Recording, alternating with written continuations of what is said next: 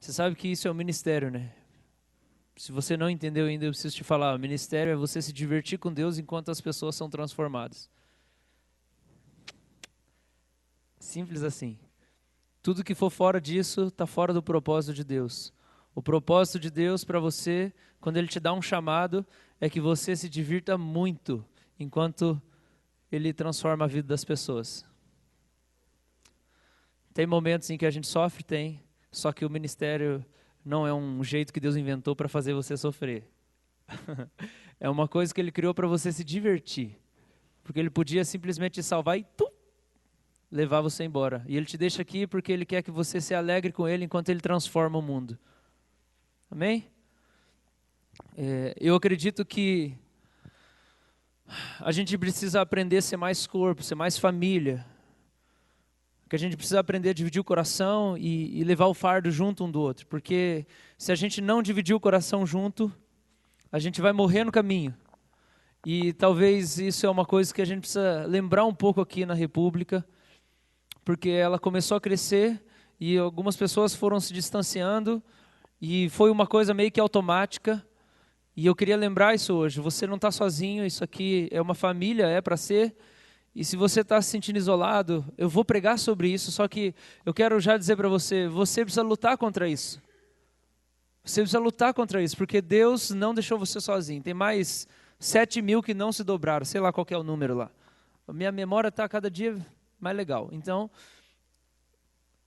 tem um monte que não se dobraram. Lembra lá de Elias? Chega, Senhor, me mata, estou sozinho aqui. Aí Deus fala para ele assim, filho, tem mais 7.000 que não se dobraram, você não está abandonado, vai lá. Então eu quero dizer isso para você aqui, antes de começar, já começando, que tem mais 7.000, tá bom? Tem 7.000 pessoas para consolar o seu coração. O seu consolo não vem só quando você se tranca no seu quarto, ou quando você vai num culto e chora no louvor, ou uma palavra te toca, porque isso tudo é muito bom, só que isso é distante. Deus tem consolo para você, através de mais 7.000 pessoas que não se dobraram, que não abandonaram a fé, que não estão adorando Baal, que não estão adorando Mamon, mas que amam Jesus de todo o coração. Eu quero dizer isso para você. Tem mais 7.000 para você dividir o coração, para eles te consolar. Você não está sozinho. Lembra isso, em nome de Jesus, porque se você esquecer disso, você vai viver isolado. Você não foi feito para ser isolado. Jesus não te salvou para você viver isolado. Amém? Amém? Se você está em pecado, procura alguém depois do culto, fala assim, ó, eu estou assim, eu não estou conseguindo largar essa prática, esse negócio está matando a minha alma. Vai procurar alguém, vai abrir o seu coração, vai falar o que você precisa. Deus não vai resolver tudo se você só ficar lá sozinho, né, orando. Jesus, é só o Senhor que tem poder, ninguém mais pode, aí você não fala mais para ninguém. Isso é orgulho. Jesus fez o corpo. E o corpo é para a gente entender que Ele vai dar tudo para nós, mas algumas coisas Ele vai dar só nessa relação direta, e muitas outras através das outras pessoas. Deus podia fazer isso comigo, Ele podia, todo começo de mês, fazer aparecer no pé da minha cama o dinheiro que eu preciso para passar o mês. Ele podia fazer isso comigo. Mandar um anjo lá para mandar isso. Só que Ele quer compartilhar isso com vocês, para vocês poderem me servirem e me amarem, para Ele poder me amar através de vocês. E Ele podia ensinar tudo da palavra e se revelar tudo lá dentro do seu quarto, mas Ele não faz isso, e Ele não vai fazer. Ele te traz aqui para poder me usar, para Ele poder te amar através de mim, e Ele te traz aqui para que depois do culto você possa ter um bom tempo de conversa, ou de abrir o coração, ou comer na lanchonete, ou durante a semana você ir assistir o Batman vs Superman, e não fazer spoiler para os irmãos não quebrar a comunhão. Então, Deus não vai dar tudo para você sozinho. Abre a sua cabeça em nome de Jesus, porque isso não existe no reino de Deus. Não existe.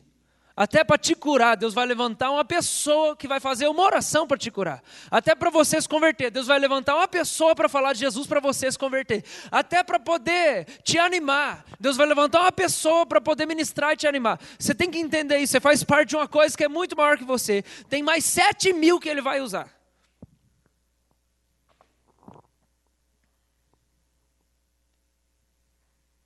Tem um monte, tem gente aqui que está... Vocês lembram de um programa que eu não sei se era do Luciano Huck?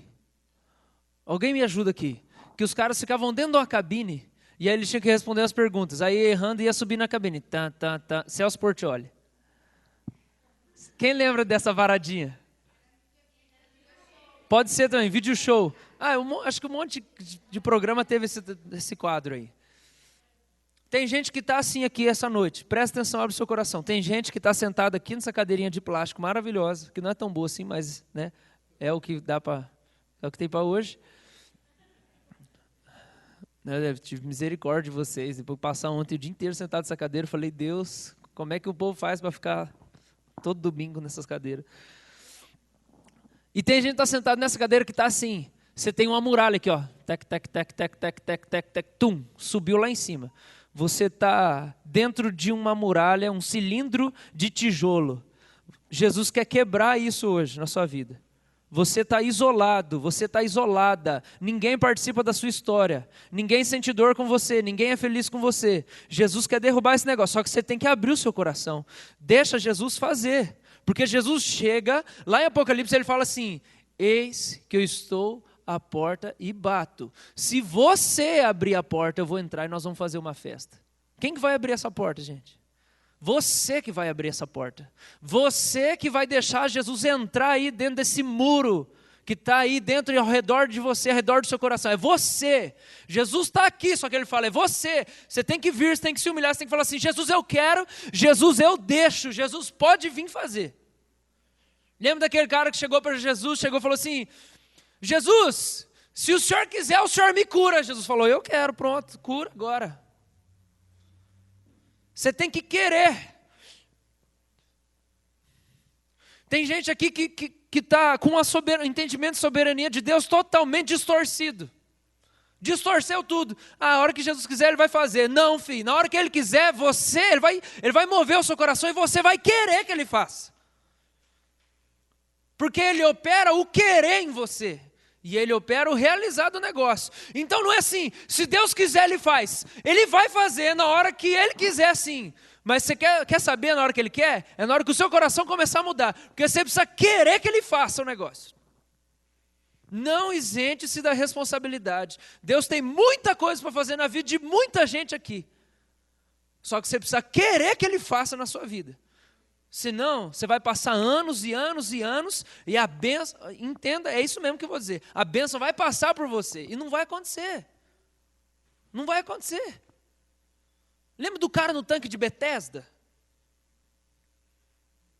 A lenda é que vinha um anjo lá e tocava água. Na hora que tocava a água, pegava o aleijado e jogava lá dentro do tanque, e aí o cara ficava curado. Então Jesus chega para aquele cara e começa a bater um papo com ele, fala assim, e aí? Beleza, beleza. E aí, você quer que eu te cure? Aí ele falou assim, senhor, mas não tem ninguém para me colocar lá dentro. Não, mas você quer que eu te cure? Não, mas é que assim, vem alguém mais na minha frente, que é mais rápido do que eu, e pula lá dentro, e eu não consigo. E Jesus está perguntando se o cara quer ser curado, e o cara está explicando por que nunca dá certo. E era só ele falar assim, eu quero. O cara está a vida inteira ali. Às vezes você está acostumado com esse lugar que você está. Você está a vida inteira, ou talvez há um bom tempo, talvez alguns meses, talvez alguns anos, nessa posição aí, você está estagnado. E você está acostumado com esse troço. Você precisa levantar.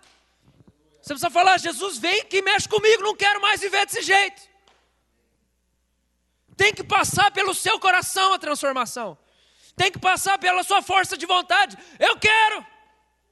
Tem que passar pelo seu clamor. Lembra do cego de Jericó? Filho de Davi, tem compaixão de mim. Aí os caras falam, cala a boca, cego, está enchendo o saco. Filho de Davi, tem compaixão de mim. Aí a Bíblia fala, quanto mais ele gritava, mais os caras mandavam ele calar a boca. Cala a boca, cego, está enchendo o saco. Filho de Davi, tem compaixão de mim. Aí Jesus vai e cura o cara. E o cara falou, eu quero, me cura. Me toca, mexe comigo. Tem que passar pelo seu coração. Tudo que Jesus quer fazer com você não é de um jeito impessoal. Tem que passar pelo seu coração, porque Ele te fez para ter um relacionamento com Ele. E Ele quer fazer um milagre em você para você ter um relacionamento melhor com Ele. E Ele quer curar você da sua depressão para você ter um relacionamento melhor com Ele. E Ele quer pagar a sua dívida para você ter um relacionamento melhor com Ele. E Ele quer fazer tudo que você precisa para você ter um relacionamento melhor com Ele.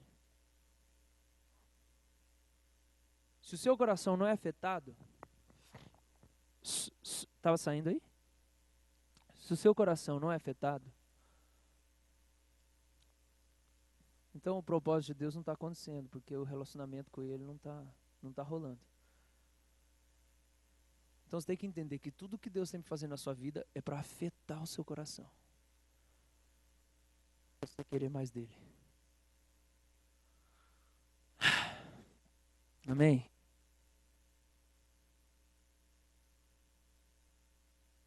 Antes disso, aí ó. Antes disso eu queria que a gente aplaudisse o Léo. Porque o Léo, Suzana me ensinou que toda câmera tem data de validade, porque você vai tirando as fotos, vai filmando e vai estragando a câmera, né, Suzana? Isso aí. E a câmera dele aqui para filmar nossas pregações todo domingo. E esse é o instrumento de trabalho dele. Ele faz tudo isso de graça, e ele não reclama, e ele não cobra nada. E ele está ali, chega, monta, vai embora, e ele é o único que puxa tudo, ele joga na internet, ele serve a igreja, ele faz uns negócios para mim aí, ele não ganha nada por isso. Então eu queria que a gente honrasse o Léo. Vamos aplaudir o Léo?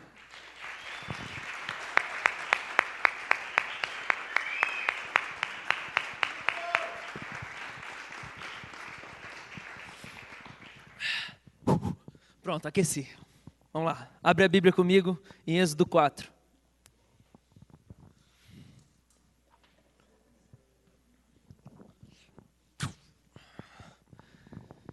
O tema da pregação já anota aí, baby. O tema da pregação é meio longo.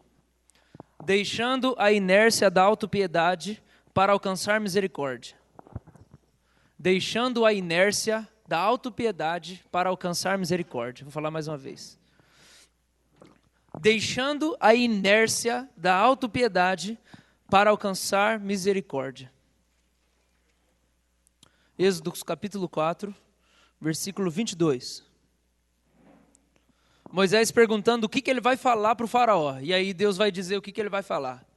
E aí está escrito assim: dirás a faraó, assim diz o Senhor, Israel é o meu filho, meu primogênito. Digo-te, pois, deixa ir meu filho para que me sirva. Mas se recusares deixá-lo ir, eis que eu matarei teu filho, teu primogênito. Essa é a mensagem para o faraó. Deus chega em Moisés e usa Moisés para Moisés chegar e falar assim: faraó, Israel, que é esse povo hebreu que você está escravizando, é o meu filho, é o meu primogênito. Ou você solta o meu filho ou eu vou matar o teu. Que é o que acontece depois. Deus mata o primogênito do faraó, porque o coração dele estava endurecido e ele não deixava o povo hebreu sair para servir a Deus.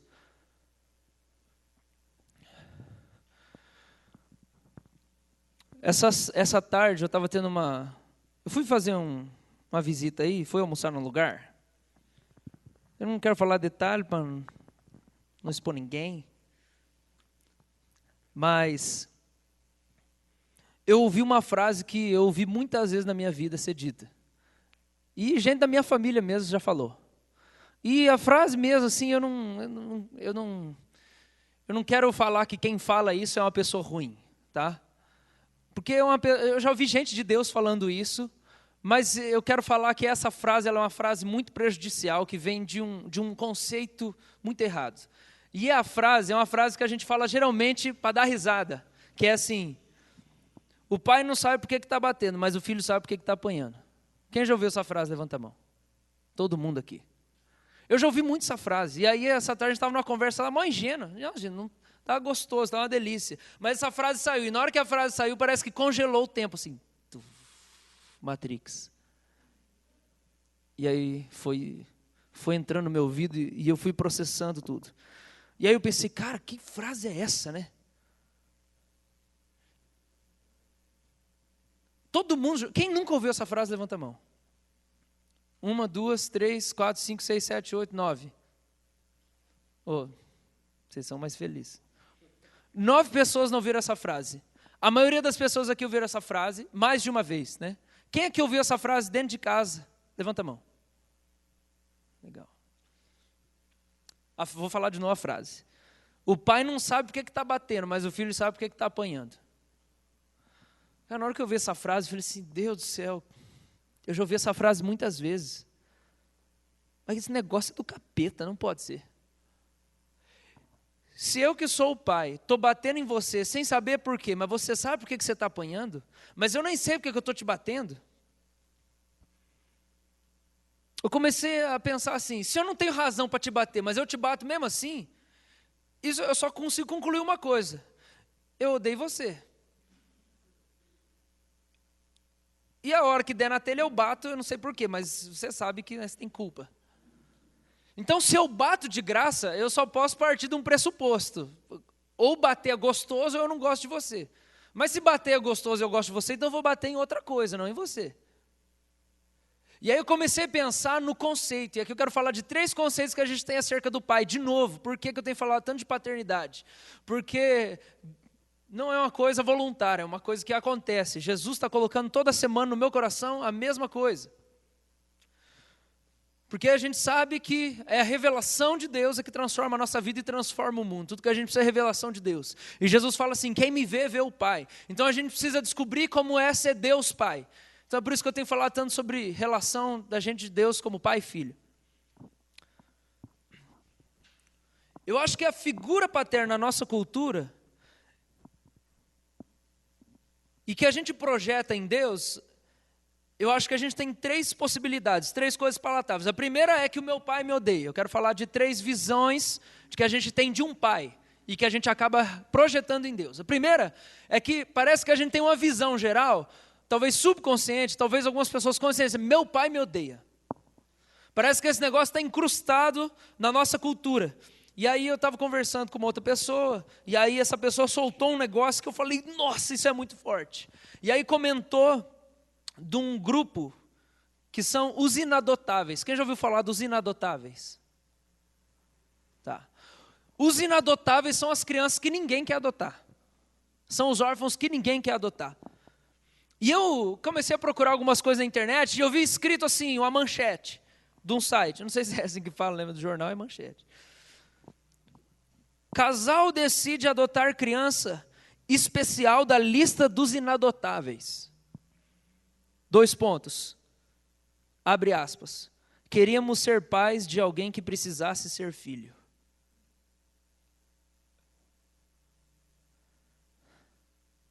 E aí eu fui lá ver o artigo e eram 2 pais que tinham filhos biológicos, mas o coração deles estava inclinado. E aí, eu não sei qual que foi quem lá que foi fazer uma entrevista no interior de uma cidade, porque foi assim uma coisa excepcional. 2 pais que já tinham filhos queriam adotar 2 filhos da lista dos inadotáveis. Inadotáveis são aquelas crianças que têm uma porcentagem mínima de chance de serem adotadas. E isso tem várias coisas, mas geralmente é de 7 anos para cima. Ninguém quer saber. Mas naquelas 2 crianças que eles foram, uma delas ou as 2 tinham necessidades especiais. E aí a frase deles era essa: queríamos ser pais de alguém que precisasse ser filho. Eu falei, nossa, isso é muito forte. Aí eu peguei e descobri Monaci. O que é Monaci? Monaci é um movimento nacional de... Ai, caramba. Como que é? Alguém sabe? Decora aí?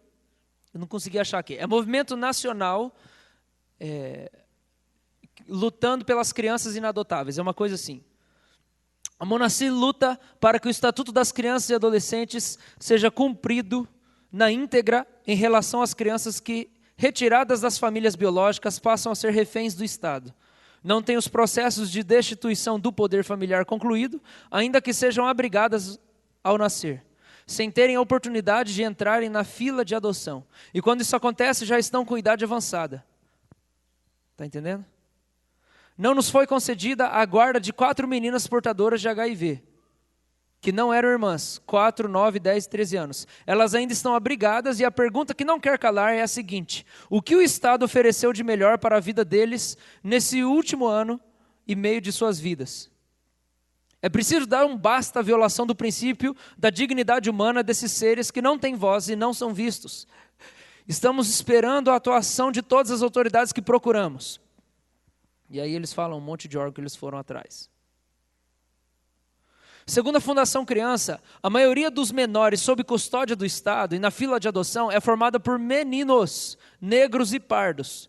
Outro problema apontado pelo Movimento Nacional das Crianças Inadotáveis, Monaci, é que muitos órfãos atingem a maioridade vivendo nos abrigos públicos, perdendo o direito de ser adotados. Especialistas lembram, no entanto, que esse processo não pode ser menos rigoroso, já que há muitos casos de adoção para alimentar o tráfico de órgãos. 32 mil crianças são consideradas inadotáveis no Brasil. 32 mil crianças. Pela legislação do país, qualquer criança pode ser adotada até os 18 anos de idade, desde que tenha sido juridicamente desligada dos pais biológicos. Mas esse desligamento é muito demorado, impedindo que ela entre na fila de adoção. Enquanto isso, conforme dados da Comissão Nacional da Criança e do Adolescente e da Ordem dos Advogados do Brasil, 26 mil famílias estão interessadas em adotar. Atualmente, o Cadastro Nacional de Adoção inclui apenas 5 mil crianças das 37 mil que vivem em abrigos no país.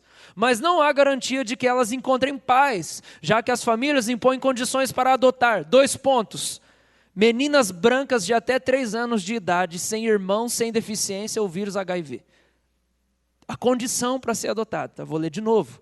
Meninas brancas de até 3 anos de idade, sem irmãos, sem deficiências ou o vírus do HIV. Esse artigo é de 2011. Então você tem 32 mil pessoas, 32 mil crianças inadotáveis no Brasil. Por quê? Porque não conseguem, o Estado é muito lento, elas não conseguem se desligar dos pais. Às vezes tem gente que chega na maioridade, da adolescência à maioridade, ou da infância até a maioridade, e o negócio não acontece, o processo burocrático é demorado. O que eu quero focar é crianças inadotáveis.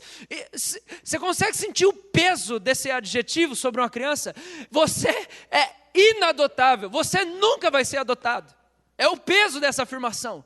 Uma criança inadotável, não vai dar certo, você não tem esperança, você não vai ter pai, você não vai ter família. Nós tínhamos em 2011 no Brasil, eu acho que aumentou 32 mil crianças inadotáveis. E as 26 mil famílias que querem adotar, querem uma menina até 3 anos, branca, que não tem nenhuma deficiência, não tem HIV.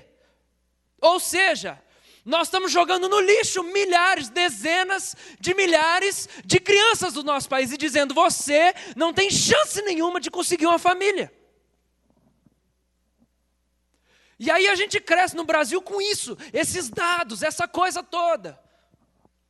E aí a gente cresce no Brasil ouvindo aquela afirmação: o pai não sabe o que é que está batendo, mas o filho sabe o que está apanhando. Então cresce o número de órfãos no Brasil e de crianças inadotáveis, e vai se alastrando com tudo isso, porque essas crianças vão crescer. Elas vão chegar na maioridade e talvez elas constituam família um dia. E a gente vai multiplicando o ideal, a ideia, o conceito de que o meu pai não gosta de mim. Por quê? É claro que ele não gosta de mim. É claro que a gente vai crescendo e construindo uma cultura no Brasil onde todo mundo acha que o pai é um cara ruim. Por quê? Porque cresceu com o rótulo de inadotável. Ninguém te quer. Abre um parênteses, nós estamos numa luta ferrada aqui na igreja para ter gente para se disponibilizar para buscar as crianças na casa lar. Não tem 2 pessoas para buscar as crianças na casa lar de carro, que é o Nicão e a Fernanda. Será que a gente não está reafirmando essa coisa? Nós temos 2 ou 3 pessoas para dar aula para as crianças de noite. O Nicão faz 1 mês que não assiste culto. A Fernanda faz 3 domingos que não assiste uma pregação. Porque só eles estão para servir as crianças. A gente não está reafirmando de que meu pai me odeia. Mas a gente só está afirmando isso porque a gente acredita nisso. Porque se a gente não acreditasse nisso, de que o nosso pai nos odeia, nós íamos receber a paternidade e a maternidade. Ia ser algo muito sensível para nós. E nós teríamos compaixão e sensibilidade das crianças. Sempre. Criança ia ser uma paixão nossa. E a adoção ia ser uma paixão nossa. Se todo crente adotasse um órfão, a gente acabava com a orfandade no Brasil. Aí os gays querem adotar e nós estamos metendo o pau neles. Tá, mas os crentes não querem adotar. O que nós estamos afirmando? Nós estamos afirmando meu pai não gosta de mim mesmo.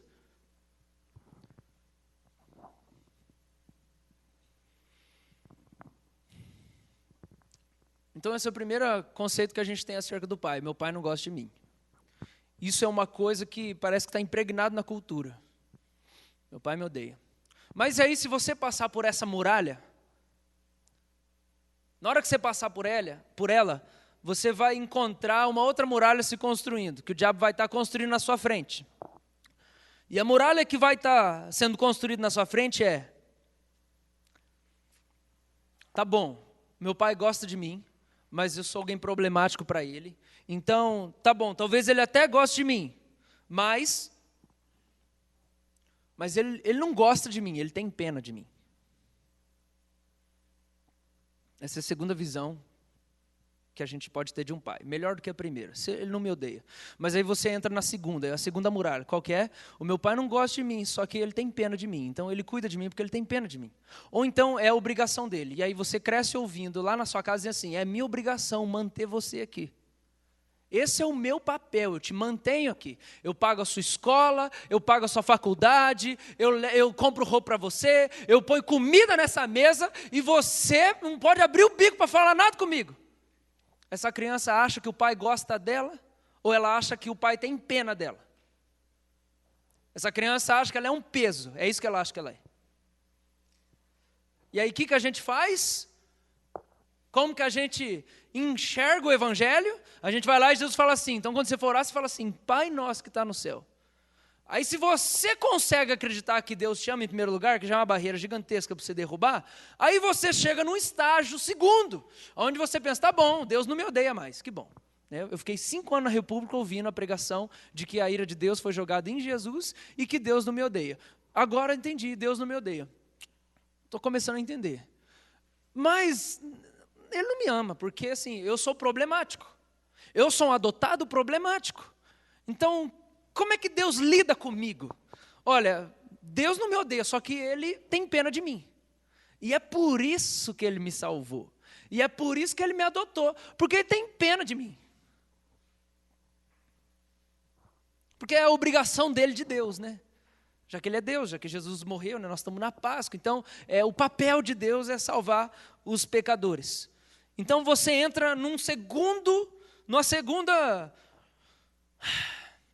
Você fica encurralado numa segunda mentira. Meu pai não me ama, mas ele tem pena de mim. Uma pausa. Existem 2 maneiras possíveis de você cativar alguém. É o meu entendimento, minha cabeça aqui. Se você tiver outra, escreve um livro, mas vai ser essas 2 agora. 2 principais maneiras de uma pessoa ser cativada. Primeira, através da miséria. Você quer cativar alguém? Quem que você quer cativar? Algum amigo seu, algum parente? Você quer comover alguém? Você quer atrair alguém? Faz o seguinte. Você quer cativar essa pessoa para quem? Pega essa pessoa que você quer que seja amada por essa outra e você mostra tudo de ruim que ela tem ou o quanto ela precisa de ajuda. Mostra toda a miséria dela. E aí, se essa pessoa tiver um coração um pouco sensível, ela vai se compadecer. Primeira maneira de você cativar alguém: miséria. Mostra a miséria, enfatiza a miséria e você vai gerar compaixão. E essa pessoa vai gostar da outra. Né? Vamos lá. Vamos falar de relacionamento então, não era isso que eu ia falar, mas eu acho que é interessante a gente falar. O cara quer cativar a mina. Ele se coloca numa posição de alguém que precisa de ajuda, e aí o instinto materno é despertado, e ali nasce um relacionamento. Como que a mina se interessou pelo cara? Ela viu como ele precisa de ajuda, e aí o coração, nossa, mas coitadinho, ele é tão fofo. Nossa, mas que gracinha que ele é. Nossa, ele precisa de ajuda. Nossa, ele é bonito, ele é fofo. Ah, ele tem esse defeito, mas olha só. Nossa, ele é tão bonitinho tocando bateria. Olha só, ele mora, onde é que você mora, Sítio Cercado? Mora lá no Sítio Cercado. Olha que menino esforçado, vem todo domingo aqui. Nossa, esse menino, ele precisa... Nossa, eu vou amar ele. E aí você cativa através do sofrimento. Então, isso funciona muito com as mulheres, né? Não que seja o bíblico ideal, mas é o que acontece, né? O instinto materno, como que o cara cativa a mina é a miséria, né? O cara precisa de ajuda, ele é bom, ele tem essas, mas ele é bonzinho, olha só isso. Mas o problema de você cativar alguém pela miséria é que sempre essa pessoa vai se mover a partir da pena que ela tem. Isso faz com que ela nunca promova outra pessoa. Tá, vou dar um exemplo. Vou pegar alguém aqui. Vou pegar o Andrei aqui, que o Andrei já está na roda já. O Andrei chega aqui na igreja, né? E aí ele, ai, pastor, minha vida, me ajuda, eu preciso de ajuda, minha última chance. Foi isso que ele falou quando ele chegou, né? Minha última chance, pá, senão eu desisto, já tentei, não sei o quê. Se eu sou movido a partir de pena, a única coisa que vai me mover para ele, se eu olhar para ele, a única coisa que eu enxergar nele é miséria, a única coisa que vai me mover para ele é a pena. Olha, coitado, o cara sofre muito. Só qual que é o problema disso? Eu nunca promovo ele. Porque o que me liga a ele é sempre o tanto de coisa ruim que eu vejo nele. Então eu me relaciono com ele para poder ajudar ele, porque ele é muito ruim, ele é um coitado. Então eu me relaciono com ele para poder alimentar ele, mas nunca para promover ele, porque tudo que eu tenho por ele é dó. Coitado do cara. O que acontece nesse relacionamento? Não existe um relacionamento onde eu valorizo ele. Porque eu não consigo ver nada de valor, só consigo ver como ele está machucado e ele é um coitado. Está entendendo isso? É um relacionamento criado em cima de compaixão, baseado na miséria da pessoa. Então, como ele é miserável, eu preciso me relacionar com ele. Segunda maneira de você cativar alguém. Então, o primeiro exemplo é, eu fui cativado pela miséria dele. Segunda maneira de você cativar alguém. Virtude.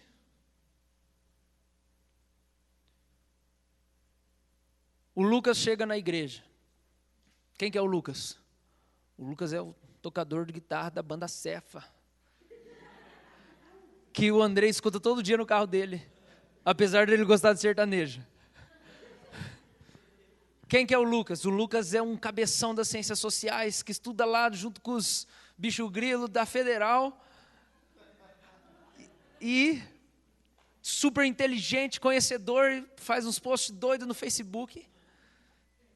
Gato. Tem uma namorada maravilhosa, já dá um status, né? A mulher dá um status pro cara ali. Noiva. Virtuoso. E aí, camisa rosa. E aí eu vou me relacionar com ele, movido pela virtude que eu vi nele. Então o meu relacionamento com ele é baseado em admiração. Eu admiro ele. Por isso eu me relaciono com ele. Então nesse caso aqui, não é pessoal não, viu? Solta um amém aí, André. O André está num negócio de soltar amém toda hora. Ô André, você vai comprar pão na hora de voltar ao trabalho? Amém. É toda hora o André está no amém aqui. Não? Nós estamos quase convertendo na casa ali. Então o que me move para ele é a miséria dele. O que me move para ele é a virtude dele. No caso dele, eu sou movido por compaixão. Qual que é o problema? No dia em que eu estou meio cansado, eu não quero saber dele. Porque eu não estou disposto para compaixão, eu estou cansado. Mas nesse aqui, o que me move é a admiração. Então eu sou cativado, eu posso ser cativado de duas maneiras diferentes. O cara que quer trabalhar com pobre, o cara que quer trabalhar com gente bagaçada, com gente destruída, com o meio da favela, se ele for movido só pela miséria, ele não vai aguentar, ele vai ter depressão, ele vai ter um colapso e ele vai parar de trabalhar. Por quê? Porque ele enxerga a comunidade, ele enxerga as pessoas com necessidades como um buraco negro. E tudo que ele vê lá é miséria e desgraça. Ele não consegue enxergar nada de bom naquela comunidade. Então, quando ele olha para aquilo, igual o Lucas falou essa semana, ele chega na favela, supondo, né?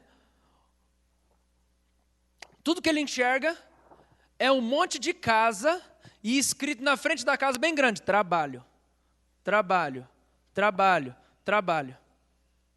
Toda hora que ele olha para as pessoas, que ele vê a miséria delas, ele é movido por essa compaixão. Sempre quando ele olha lá, ele enxerga trabalho, trabalho, trabalho, trabalho.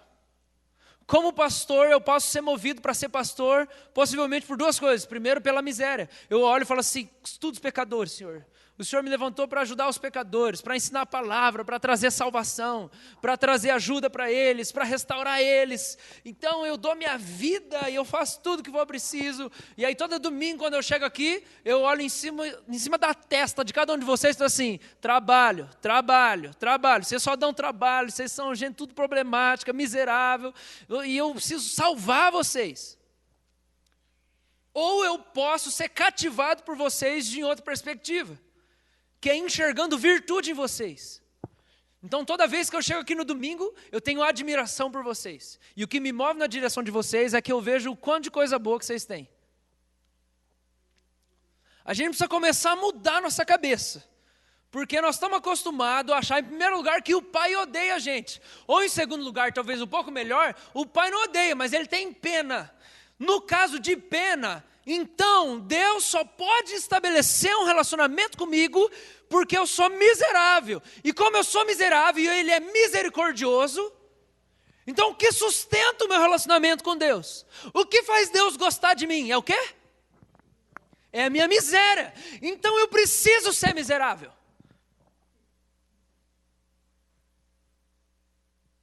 O problema é, ninguém aqui é vítima, ninguém aqui é coitado. Vamos pisar no chão aqui, vamos pôr a cabeça no lugar. Primeiro lugar, todo mundo quis ser pecador. Todo mundo quis pecar. A Bíblia que está falando não sou eu. Você é pecador porque você quis, você nasceu querendo desse jeito. Isso é a primeira coisa de tudo. Segunda coisa, se você está salvo, você não é mais vítima de nada, porque Satanás está com a cabeça debaixo do seu pé. Tudo que você tem que fazer é ficar de pé e mandar um mosh pit nele. Aí você regaça com ele, destrói as mentiras do diabo, porque o Espírito que ressuscitou Cristo dentre os mortos está dentro de você, para ressuscitar a sua vida emocional, sua vida espiritual, ressuscitar o seu corpo, ressuscitar o seu intelecto e te dar virtude. O negócio é, a gente não está conseguindo passar do segundo para o terceiro. Muitos aqui passaram da primeira muralha para a segunda. Qual que é a primeira? Meu pai me odeia. Por quê? Porque eu sou um inadotável, o que Deus vai querer comigo? Eu não estou dentro do crivo, eu não passo no crivo para Deus gostar de mim. Isso é mentalidade de órfão. Deus nunca vai querer me adotar. O que Deus quer comigo? Deus me odeia. Você venceu isso, caiu essa muralha gigantesca, demoníaca, infernal, aí você chega numa outra muralha, e a muralha é, Deus não me odeia, só que Ele só se relaciona comigo porque Ele tem pena de mim.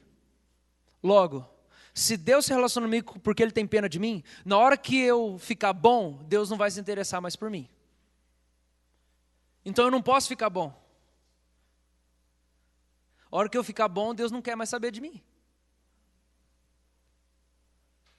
Você tem que entender que você não é um coitado, gente. Eu sei que cada um tem uma história diferente, e a dor de cada um é uma dor legítima e genuína, é verdade. Tudo que você sofreu, mas você não é um coitado. Você não é uma vítima. Você não é. Por quê? Enquanto você alimentar esse pensamento infernal, você nunca vai ser transformado, você nunca vai ser curado, você nunca vai ser liberto. Por quê? Porque você acha que a sua garantia na vida é que você é um desgraçado. Você acha que Deus ama você porque você é tão desgraçado que como a misericórdia dele dura para sempre, então você atraiu a misericórdia dele. Porque Deus tem misericórdia de quem é desgraçado. Logo, eu não posso sair da desgraça nunca. Eu vou voltar um pouco mais nisso. Mas eu quero falar agora sobre essa terceira verdade. E a terceira verdade, não é verdade, porque as outras são mentira, né? É a terceira visão, a terceira constatação. A primeira é, o pai me odeia. A segunda é, ele não me odeia, só que ele tem pena. E aí você chega na terceira. A hora que você cair esse muralha aí, você vai voar para sempre. Que é, o meu pai me admira. Ninguém falou amém. Não precisa falar. Eu só estou constatando só que você não acredita nisso. É por isso que você não falou amém. Porque nós estamos ainda saindo da segunda para a terceira. A gente tem medo do orgulho, né? A gente tem medo da arrogância. Como é que Deus me admira? O que é isso? A glória é só dele. É o evangelho parcial. Tem que estar acima da linha. Somos um com ele, não beber aguinha aqui, pá. Segunda maneira de você atrair uma pessoa. Lembra a primeira? Através da miséria. Então você mostra como você é miserável e a pessoa tem compaixão de você. A segunda maneira é por admiração. Você mostra a sua virtude e aí a pessoa se admira de você. Hebreus, a gente vai dar uma passeada na Bíblia, ok? Hebreus capítulo 1, versículo 9.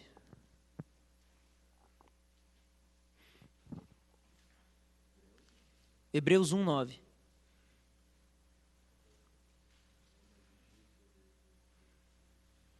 Andrei, está lendo a Bíblia, está melhor que quando chegou aqui na igreja, hein? Sabe decora o versículo.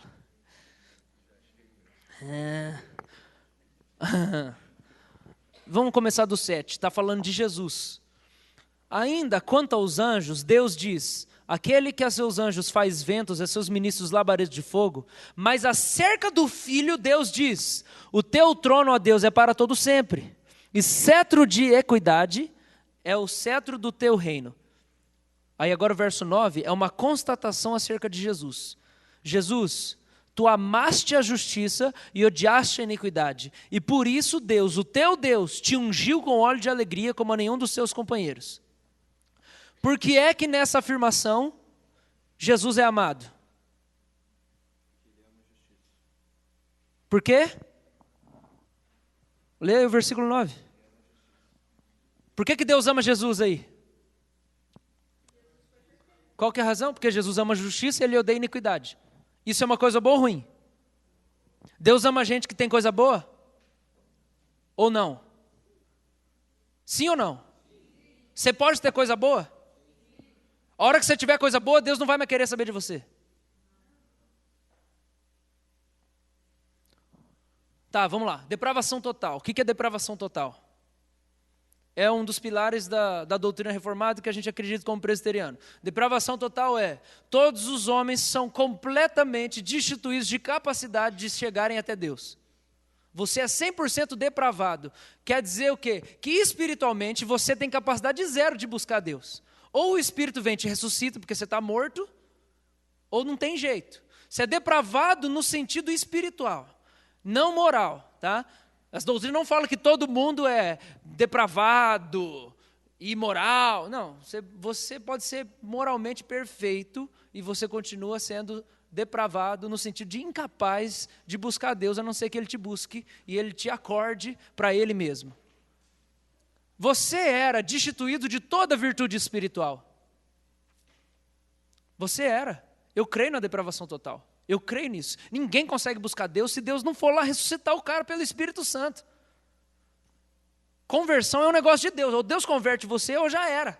A questão é, nós fomos convertidos, não fomos? Nós fomos ressuscitados, não fomos? Então agora nós estamos vivos, não estamos? Existe vida em nós? Sim. Então existe virtude em nós, não existe? Então agora, o amor de Deus por você é imutável. Só que antes Deus se movia na sua direção por causa da miséria que você tinha. Só que agora, cada dia que passa, você começa a enxergar que não era só por causa da miséria, mas era também por causa da virtude que Ele tinha sonhado na eternidade que ia existir em você. Porque antes de você nascer de novo como um crente, antes de você ressuscitar espiritualmente, Deus te via aos olhos da eternidade, do jeito que Ele te fez. E Ele te amava pela misericórdia que Ele tinha dos seus pecados e de toda a sua desgraça. Está entendendo? Mas Ele também te amava pelo tanto de virtude que existia em você, que na eternidade Ele tinha planejado para você ter. Então, nesse texto, Deus ama Jesus por causa da justiça que Ele tem. Nós não vamos abrir todos os textos, mas 1 Reis capítulo 10 é o texto de Salomão e a rainha de Sabá. A rainha de Sabá vem de muito longe, ela traz comitiva, ela traz tesouro, ela traz um monte de gente, é uma passeata, é um negócio assim, exuberante. E ela chega diante de Salomão e ela começa a falar assim: por causa da tua sabedoria, por causa do teu conhecimento, por causa da tua riqueza, por causa da tua virtude, eu gosto de você e vou te honrar. E aí ela dá um monte de riqueza para Salomão e multiplica, e ela fala assim: sobrepujas a tudo que eu tinha ouvido falar sobre você, Salomão. Você é muito mais do que eu tinha ouvido falar. O que atraiu o favor da rainha de Sabá? Sabedoria de Salomão, a riqueza de Salomão, a capacidade dele de administrar tudo que ele tinha. Cantares. Vamos olhar para Cantares. O que é Cantares, gente? Cantares é um livro onde o homem fica elogiando a mulher e a mulher fica elogiando o homem. Então é um livro de romance, Cantares. Que eu creio representa a nossa relação com Jesus. A noiva de Cristo e Cristo. Cristo é o noivo, nós somos a noiva. Você não vê em Cantares em lugar nenhum. O noivo fala assim, eu tenho tanta compaixão de você que nós vamos casar.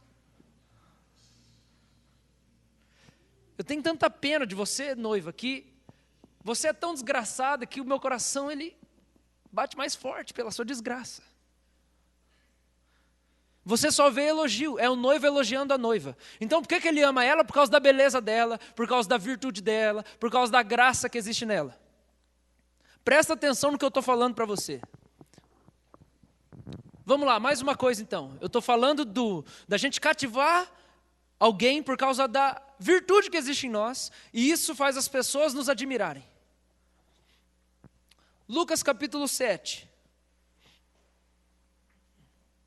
O que acontece lá em Lucas 7? Centurião, versículo 6. Então Jesus foi com eles, e já perto da casa, o centurião enviou-lhe amigos para lhe dizer, Senhor, não te incomodes, porque eu não sou digno de que entres na minha casa. Esse é o centurião. Jesus nem se incomoda, não precisa vir, porque eu não sou digno que você venha na minha casa. 7. Por isso eu mesmo não me julguei digno de ir ter contigo. Porém, manda com uma palavra e o meu rapaz será curado. Porque também eu sou homem sujeito à autoridade. E tenho soldados às minhas ordens. E digo a esse, vai e ele vai. E eu digo a outro, vem e ele vem. E ao meu servo, faz isso e ele faz. Ouvindo essas palavras, admirou-se Jesus dele. E voltando-se para o povo que o acompanhava, disse, afirmo-vos que nem mesmo em Israel achei fé como essa. E voltando para casa, os que foram enviados encontraram curado o servo. O que moveu o coração de Jesus para esse cara? Tamanho da fé que ele tinha. Jesus ficou admirado. Presta atenção. Esse cara começa a falar com Jesus, ele fala assim, eu não sou digno que você entre na minha casa, eu não sou digno que o senhor faça nada, eu não sou digno nem de chegar perto do senhor, é por isso que eu não fui, eu mandei alguém ir. E eu tenho certeza que se o senhor der uma ordem, o negócio vai acontecer. O que Jesus podia ter feito? Jesus podia ter falado assim, é verdade, você não é digno de nada, não, sou pecador, miserável, lazarento, sai daqui. Jesus escolhe ressaltar a virtude que tem dentro daquele homem, e não a miséria que existe naquele homem. E aí a Bíblia fala assim, admirou-se Jesus dele. Aquele cara era um cara indigno? Era. Aquele cara era um pecador miserável, merecedor do inferno? Era. Só que Jesus conseguiu enxergar um negócio que só os olhos da graça conseguem enxergar. Ele viu virtude naquele cara. Jesus via as pessoas, antes de entrarem no reino, de um jeito. O cara nem tinha convertido ainda, mas Jesus já conseguia enxergar virtude nele. Talvez Jesus nem podia dizer assim, você é um filho amado de Deus. O cara não tinha nem convertido. Mas Jesus conseguia enxergar as pessoas, antes delas entrarem no reino, de um jeito que já era assombroso.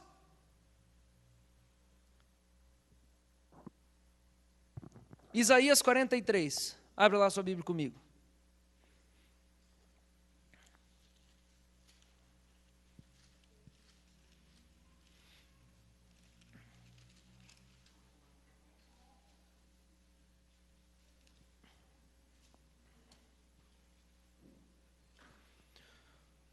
Olha só, Isaías 43, versículo 1.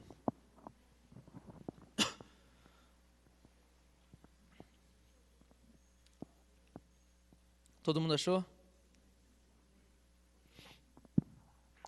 Isaías 43, 1. Mas agora, assim diz o Senhor que te criou, ó Jacó, e que te formou, ó Israel. Não temas, porque eu te remi. Chamei-te pelo teu nome, tu és meu. Quando passares pelas águas, eu serei contigo. Quando pelos rios, eles não te submergirão. Quando passares pelo fogo, não te queimarás, nem a chama arderá em ti. Porque eu sou o Senhor teu Deus, o Santo de Israel, o teu Salvador. Eu dei o Egito por teu resgate, e a Etiópia e Sebá por ti. Olha o que ele vai falar. Visto que foste precioso aos meus olhos. visto que foste precioso aos meus olhos, digno de honra, e eu te amei, darei homens por ti, e os povos pela tua vida. Não temas, pois porque sou contigo, trarei a tua descendência desde o oriente, e a juntarei desde o ocidente. Direi ao norte, entrega, e ao sul, não retenhas. Trazei meus filhos de longe, e minhas filhas das extremidades da terra, a todos os que são chamados pelo meu nome, e eu os criei para a minha glória, e que formei e fiz. Traze o povo que ainda que tem olhos é cego, e surdo ainda que tem ouvidos. A gente começou lendo Êxodo 4, 22, 23, que Deus está dizendo assim, Faraó, Israel é o meu filho, você liberta eles, não vou matar o seu. Aí a gente olha aqui, quem a noiva de Cristo é? Quem nós somos para Deus? Quem nós somos para o Pai? Ele está falando aqui. Não temas, você é meu, eu te remi, eu te comprei, visto que você foi precioso aos meus olhos e digno de honra. Eu dei o Egito para ter você, eu dei Seba, eu dei Etiópia, e eu vou mandar as extremidades da terra libertarem os seus irmãos, porque eu quero meu filho para mim. Você é meu filho e eu te amo e eu te remi, você é digno de honra. O que está acontecendo aqui? Deus está louvando Israel. Deus está louvando Israel, Deus está elogiando Israel, Ele está falando assim, você é precioso aos meus olhos. Olha o que ele fala no versículo 8. Traze o povo que ainda que tem olhos é cego, e surdo ainda que tem ouvidos. Deus não disse que Israel faz tudo certo. Ele está falando assim, esse povo tem olho, mas é cego, esse povo tem ouvido, mas é surdo. Mas esse povo é o meu filho.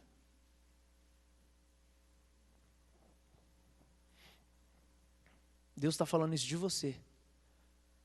Deus está falando assim, você é cabeçudo, você é cabeçuda, você sempre peca na mesma coisa. Você sempre faz a mesma coisa de errado, só que você é meu filho. E eu amo você, e você é precioso aos meus olhos, e você é digno de honra, porque eu te remi. Porque eu tirei a morte que tinha em você. Porque eu coloquei virtude em você, e eu te fiz para a minha glória. Então Deus está falando que o povo não tem defeito? Não está falando isso. Jesus está falando aqui nessa noite que você não tem erro nenhum? Não, Jesus não está falando isso. Jesus não está falando que você não tem defeito, Ele não está falando que você não erra. Talvez Jesus está até falando agora nessa noite assim, você tem olho, mas não enxerga.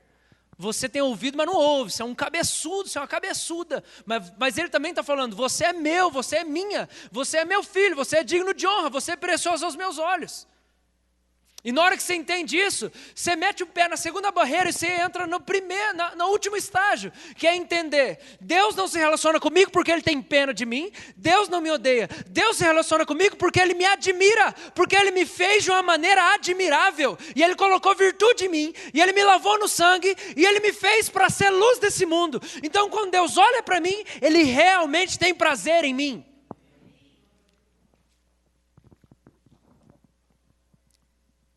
A gente precisa sair do primeiro estágio, que ai, Deus me odeia. A gente precisa sair do segundo estágio. Deus se relaciona comigo porque Ele tem pena de mim. Eu sou um pecador miserável, desgraçado. E a gente precisa entrar no terceiro estágio, onde a graça realmente transformou o nosso coração, acabou com a incredulidade, e a gente para de achar que a gente está na classe dos inadotáveis para Deus. Você não está na classe dos inadotáveis para Deus. Porque Deus escolheu as coisas loucas desse mundo para envergonhar as coisas sábias. E as coisas que nada são, para poder envergonhar aquelas que são alguma coisa. Cada dia que passa mais, eu vejo o que Deus está fazendo na minha vida, no meu chamado, e eu tenho mais certeza disso. Na minha incapacidade intelectual, na minha incapacidade como pessoa, como gente, na minha incapacidade de me organizar, de arrumar o meu quarto, de pagar minhas contas, de administrar o meu dinheiro, de ler um livro até o final, na minha incapacidade de dar atenção para as pessoas e ver tudo que Deus está fazendo, eu tenho certeza que Deus escolheu as coisas loucas desse mundo. Enquanto eu vou mais a cada dia ouvindo as pessoas falar assim, você é pastor? É pastor nada.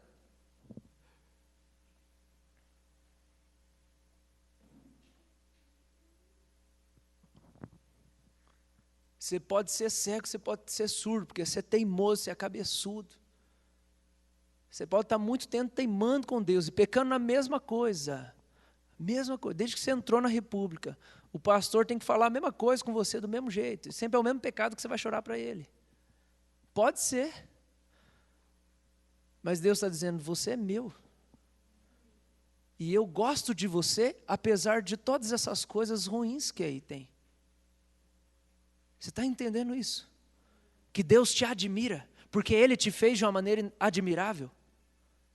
Deus ama Jesus porque Ele é cheio de justiça. Deus ama você porque você é precioso aos olhos dEle. Eu não estou falando que você não precisava que Jesus morresse por você. Pelo contrário, foi porque Jesus morreu por você, é que tudo isso que tem de bom em você é que vale alguma coisa. Acontece que todas as virtudes que tinha em você sem Jesus não valiam nada. Mas agora valem alguma coisa, porque Jesus morreu por você e te ressuscitou. Agora você está vivo. Deus olha para você e Ele não vê você só como um coitado. Ele ama você e Ele ama você. Amém?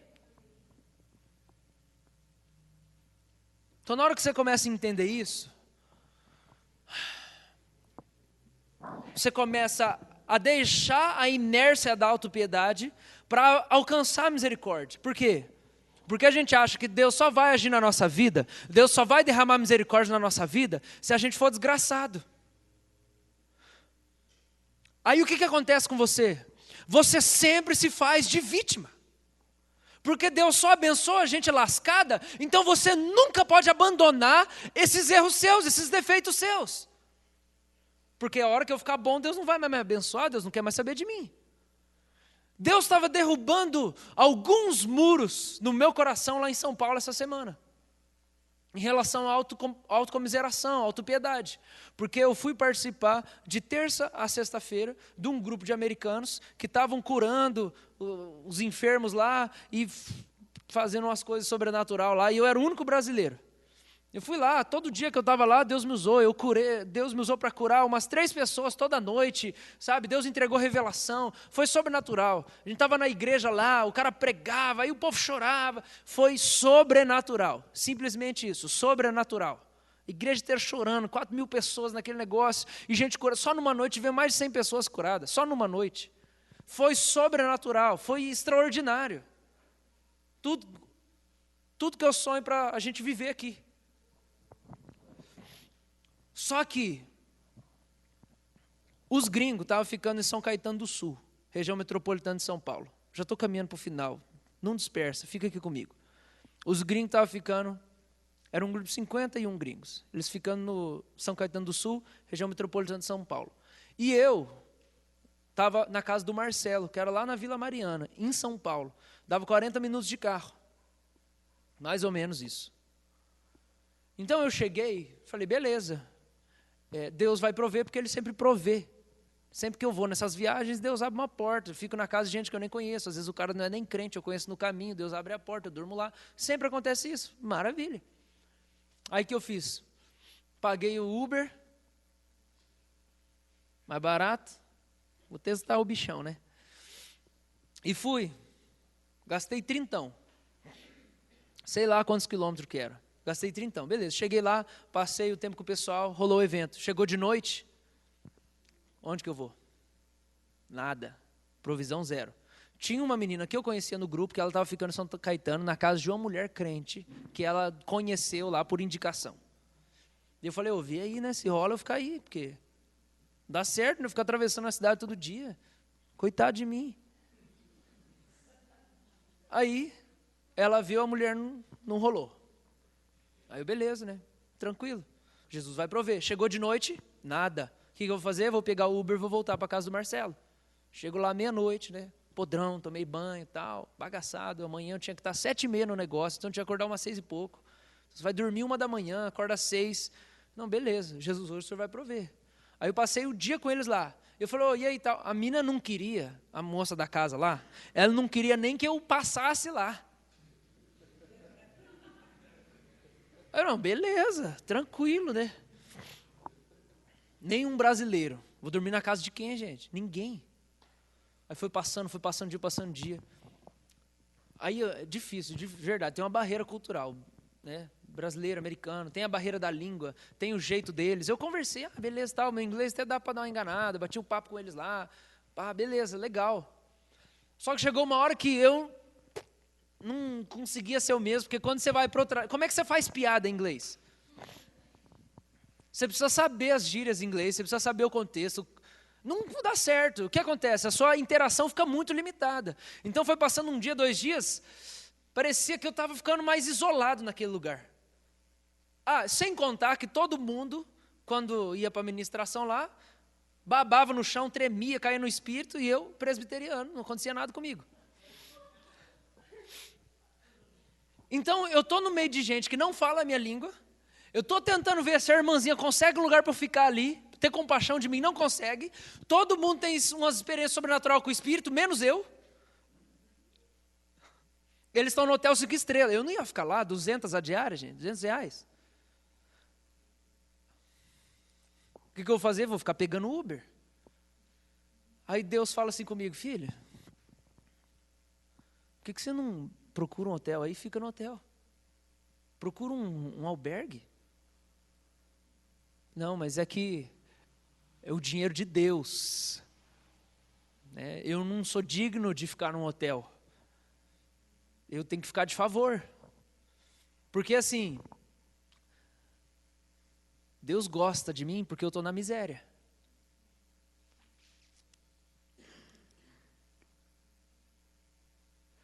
Na hora que eu me permitir estar na bonança, não tem mais favor de Deus na minha vida.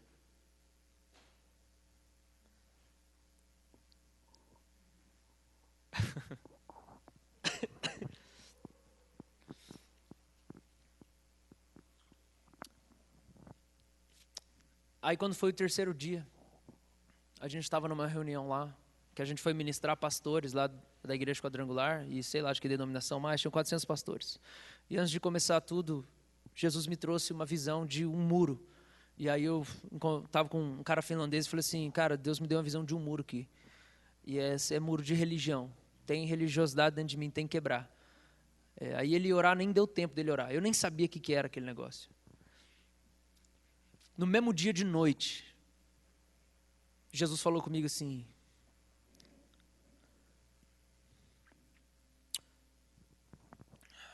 o problema é esse, filho. Você acha que se você não sofrer, você não é digno da manifestação do meu Espírito. E você precisa comprar o meu mover através da sua dor. Então, essa muralha que você está vendo aí, é a religião, para a qual você apela toda vez que as coisas não acontecem. Então, toda vez que o negócio não acontece, você se coloca num lugar de vítima, para poder falar assim: Deus, olha como a minha vida é desgraçada, o Senhor não vai fazer nada mesmo? O Senhor não vai se mover? Eu saí lá de Curitiba, eu não tenho um lugar para dormir aqui. Não vai ter um mover do Espírito aqui na minha vida? Não vai ter uma provisão que vai abrir o céu e vai cair uma casa para eu ficar hospedado? Senhor, olha só esses irmãos, todo mundo cai no Espírito e tem revelação. E eu o único aqui, sério gente, o único que não acontecia nada era eu. 52 gringos, todo mundo lá chorando, babando, rindo, revelação, e eu lá. Tentava às vezes, não dava vontade nem de orar em línguas. Eu lá, nossa. Aí eu penso: vai acontecer alguma coisa, vai acontecer alguma coisa. 5 dias, não aconteceu nada. Aconteceu, né? Deus mostrou meu pecado. E nisso tudo eu ali. E aí Deus falando assim: filho,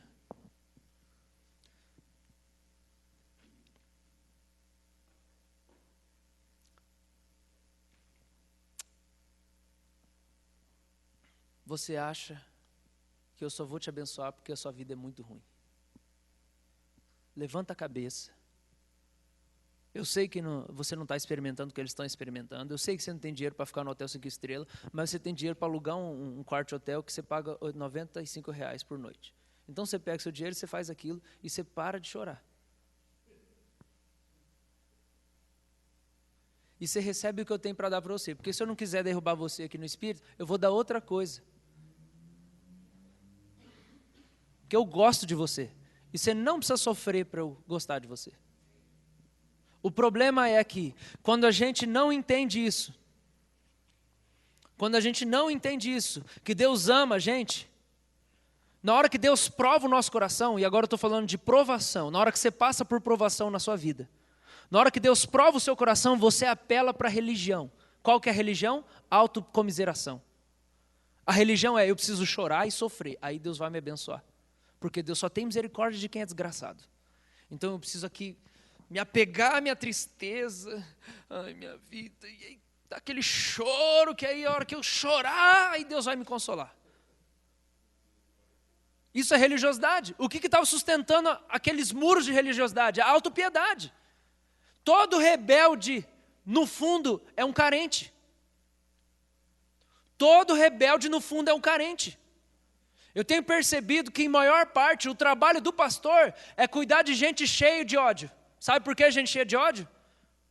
Porque elas têm um vazio dentro delas e elas achavam que elas mereciam alguma coisa. E aí, como elas não receberam, elas começam a odiar. Ou as pessoas ou elas mesmas. O que fez Caim matar Abel? O que fez Caim matar Abel? Carente. O cara era carente. Deus deu a bênção para o meu irmão, não deu bênção para mim. Eu vou matar ele. Por que ele era um rebelde? Porque ele era um carente. Por que o irmão mais velho ficou bravo com o filho pródigo? Porque ele era carente. Meu pai deu um cordeiro para ele, não deu nada para mim. O que fez os irmãos de José venderem José como escravo? Os caras carentes. O pai nunca dá atenção para nós. Nós estamos aqui, 11 filhos, fazendo tudo que ele quer. A mãe pariu a gente para a gente manter o casamento. Naquela briga louca. Aí chega esse cara aqui, esse José, e o pai vai lá e dá todo carinho para ele. Aí os caras vão lá e quase matam ele. Rubem entra com a minha fala, nós vamos matar esse cara não. Mas eu não sei onde é que Rubem foi, que a Bíblia fala que ele falou assim, não vamos matar José. Aí eles não matam José. Aí eles falam, então vamos vender para os escravos. Aí a Bíblia fala que depois que o Rubem aparece. Aí o Rubem apareceu e não achou mais José. Eu não sei onde é que ele foi. Não sei. Uma hora tão importante como aquela. Mas por que os caras venderam José? Os caras eram carentes. Todo rebelde, no fundo, ele é um carente. Por quê? E ele está cheio de ódio. Por quê? Porque ele tem um vazio tão grande dentro dele, e aí ele se esforça tanto. Ele não consegue, ele começa a se odiar. Tem um monte de gente cheia de ódio aqui. Por si mesmo em primeiro lugar. Sabe por quê? Porque você tentou conquistar Deus. Você tentou agradar a Deus. Deus não fez o que você queria. E aí você está cheio de ódio por você mesmo. E o que Jesus está querendo dizer para você é, eu não tenho os seus pecados contra você. E eu não amo você porque você é alguém desgraçado. Eu amo você porque eu gosto de você. Eu amo você porque eu coloquei virtude em você. E você é admirável. Eu admiro você. Eu tenho muita coisa a teu favor. Nessa hora, a gente desapega da autocomiseração para alcançar a misericórdia. Porque misericórdia é miséria cardia. Eu tenho um sentimento no meu coração por causa da miséria que existe em você. Só que Deus não é misericordioso, gente, só com quem vive na miséria. A gente pode agradar e mexer no coração de Deus de muitas maneiras. Hebreus 11:6, o que fala? Porque sem fé é impossível agradar a Deus. Você não agrada a Deus lá chorando, sofrendo, sou um desgraçado. Você agrada a Deus quando você crê nele. Deixa eu dar mais uma viajada aqui. Segura mais um pouco aí, em nome de Jesus. Eu vou dar mais uma viajada aqui. Lucas 2,52 fala assim, que Jesus crescia em sabedoria, estatura e graça diante de Deus dos homens. Certo? Jesus crescia em quê? Eles cresciam em sabedoria, estatura e graça. Então, em tamanho, inteligência e virtude, graça, poder, e graça é um monte de coisa que entra nisso aí. Tudo de bom. Graça é tudo de bom. Jesus crescia em tudo isso. E Jesus passou por santificação. Jesus passou por um processo de santificação. John Owen escreve sobre isso, um teólogo inglês de 1600, ele escreve bastante sobre isso, mas eu vou passar bem rápido sobre isso. Jesus passou por um processo de santificação, por quê? Porque ele crescia em graça, ele crescia em santidade, mas Jesus não tinha pecado, certo? Santificação não é só você ser liberto do seu pecado. Santificação é você ir crescendo em graça, estatura, sabedoria e virtude. Deixa eu falar uma coisa para você. Na hora que Deus arrancar todos os pecados de você, Ele ainda vai continuar derramando graça e virtude, sabedoria e conhecimento sobre você. Você não precisa ter pecado para Deus ter misericórdia de você. Você não precisa estar na pindaíba para Deus se inclinar para você, para Deus amar você. Você está entendendo em nome de Jesus? A santificação aconteceu no Senhor Jesus. Desde quando? Desde que Ele começou a ser gerado no ventre de Maria. E a santificação começou em nós desde o dia que nós convertemos. Agora você precisa ter uma perspectiva da sua vida, que você vai chegar no momento em que Deus vai tratar todos os seus pecados. E você vai ter que parar de ficar falando, eu sou um miserável, eu sou um desgraçado. Porque vai ter uma hora que Deus vai ter arrancado coisas ruins que te escravizavam. Porque Paulo escreve que a gente não está mais debaixo do pecado. Amém? Então o que eu estou querendo trazer para você é uma perspectiva da nova vida com Deus, em que você para de se fazer de vítima. E que você para de adotar a identidade de um desgraçado, na hora que Deus arrancar o tanto de sujeira da sua vida, e você entender que Ele vai continuar tendo misericórdia de você, porque Ele te fez para isso, porque você é um filho amado e você foi feito para a glória. E aí a humildade vai parar de ser você ficar chorando pelas desgraças, mas é você chorar diante da glória de Deus. Eu não estou falando que a gente vai parar de pecar em vida. Eu estou falando é que vai chegar uma hora na nossa vida em que nós não vamos ficar o dia inteiro só pensando em pecado, porque Deus vai dar uma lavada geral na gente. Eu quero o último texto para nós então. Gênesis 29. E aí nós vamos para a ceia. Gênesis 29, 31.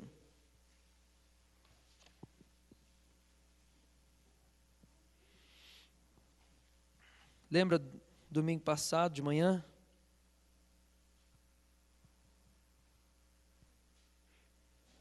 Aquela briga doida de Eli e Raquel. Toda hora uma falou assim, agora eu tive um filho, Deus vai gostar, meu marido vai gostar de mim. Aí outro assim, agora eu tive um, e aí o meu marido vai gostar de mim, não dela. Aí agora eu tive 4, agora sim meu marido vai me amar. E não é a minha irmã que ele vai amar. E é essa guerra doida no capítulo inteiro. É uma tentando ter mais filho com a outra para ver se Jacó amava ela mais. Olha o versículo 31. Gênesis 29, 30. Vamos 30. E coabitaram. Mas Jacó amava mais Raquel do que a Lia e continuou servindo a Labão por outros 7 anos. Vendo o Senhor que Lia era desprezada, fê-la fecunda, ao passo que Raquel era estéril. Concebeu, pois, Lia e deu à luz um filho, a quem chamou Ruben, pois disse, o Senhor atendeu a minha aflição, por isso agora me amará meu marido. Concebeu outra vez e deu à luz um filho, e disse, soube o Senhor que era preterida e me deu mais este, chamou-lhe, pois, Simeão. Outra vez concebeu Lia e deu à luz um filho, e disse, agora dessa vez se unirá mais a mim meu marido, porque lhe dei à luz 3 filhos, por isso chamou Levi.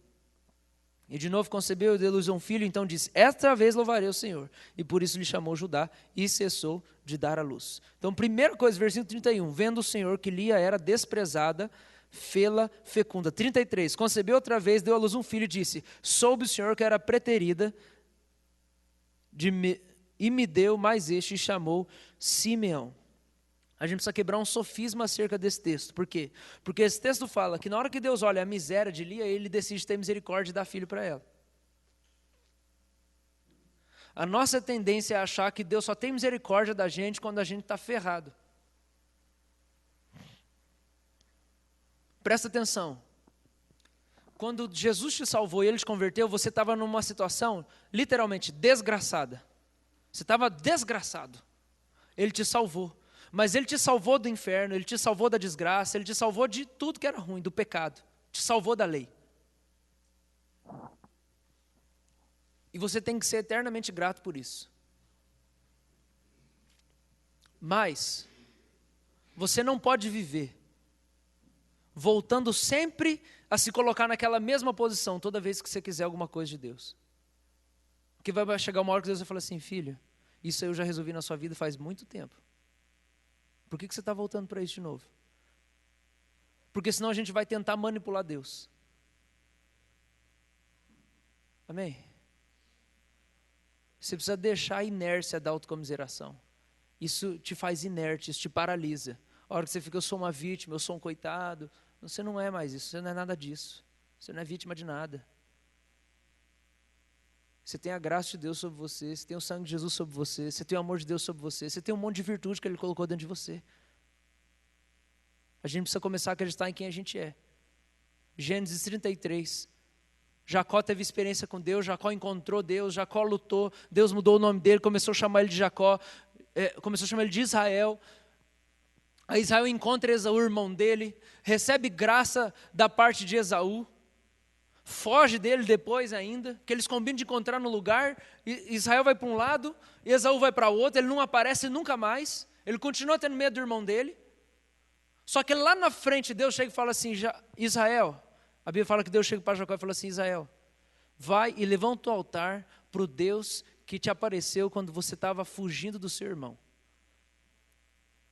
Aí, nesse momento, a Bíblia fala lá em Gênesis 33, que Jacó vai lá, e ele levanta um altar e ele fala assim, esse altar é o Deus de Israel. É a primeira vez que ele se chama de Israel. Ele começa a acreditar que Deus mudou a vida dele de verdade. Ele fala, esse aqui é o altar do Deus de Israel. É Deus mudar o seu nome, fala assim, seu nome não é mais Bruno. Seu nome não é mais Johnny. Aí você fala assim, não, mas olha só, minha vida. Seu nome não é mais esse. O Vili falou muito disso hoje cedo. Ele chega para Simão Pedro lá, depois que Pedro nega Jesus, e ele chega e vai encontrar Pedro. Pedro está pescando. Aí Pedro põe roupa, né? Quem põe roupa para nadar? O cara que está com vergonha. Aí ele põe roupa para nadar e vai nadando até Jesus. Imagina aquele negócio, aquela saia gigante, nadando, cômico. Encontra Jesus, peixinho lá, pá, dá uma comidinha lá, põe peixe. E aí Jesus chama ele de Simão, não chama ele de Pedro. Ele fala assim, ei Simão, você voltou atrás, né? Você voltou atrás, né, Simão? Seguinte, pastoreia minhas ovelhas. Você não é Simão, você é Pedro. Você me ama? Pastoreia as minhas ovelhas. Tem tempo na nossa vida em que a gente quer voltar lá atrás. Você já se sentiu assim, que a sua vida com Deus está tão parada que você preferia estar na desgraça porque aí você chorava?